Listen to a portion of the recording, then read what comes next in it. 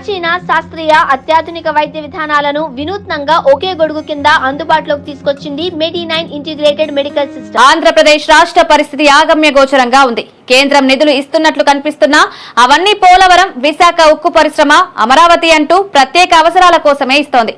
కానీ పథకాల అమలు, అభివృద్ధి, మౌలిక వసతుల కల్పన వంటి అంశాలకు సంబంధించి ప్రభుత్వం దగ్గర నిధులు సరిగా లేవు.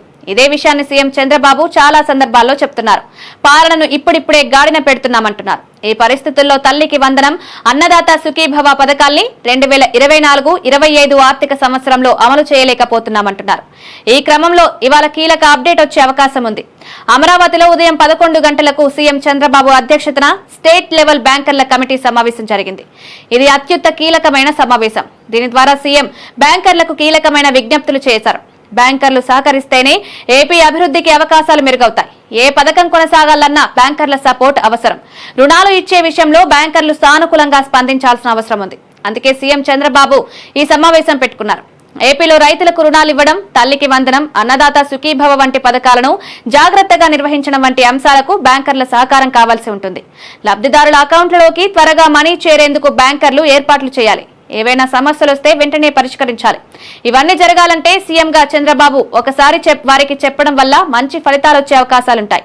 ఏపీలో కీలకమైన సూపర్ 6 గ్యారంటీ పథకాలు అమలు కాకపోవడంపై ప్రజల్లో అసంతృప్తి ఉంది. ఈ హామీలను గమనిస్తే యువతకు 5 ఏళ్లలో 20 లక్షల ఉద్యోగాలు, నెలకు 3,000 రూపాయల నిరుద్యోగ భృతి ఇస్తామన్నారు.